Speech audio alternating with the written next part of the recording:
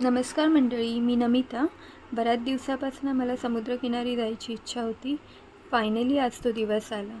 कसं असतं ना, रोज रोज त्याच अंथरुणांमध्ये जाग येते, तेच दृश्य दिसते, त्याच खोलीमध्ये नाश्ता करायचा, तेच शेजारी पाजारी, तेच नेहमीचं टिफिन बनवणं, घरची कामं.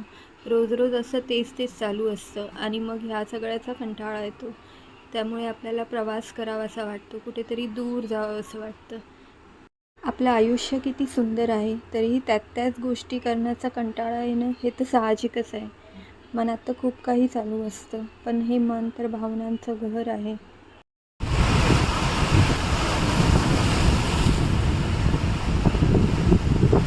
समुद्राकडून एक गोष्ट मात्र शिकण्यासारखी असते. समुद्रात कितीही मोठी वादळं आली तरी समुद्र आपली शांतता कधीही सोडत नाही. तसंच आयुष्यही फार छान आहे, फक्त थोड्या सागराची गरज आहे.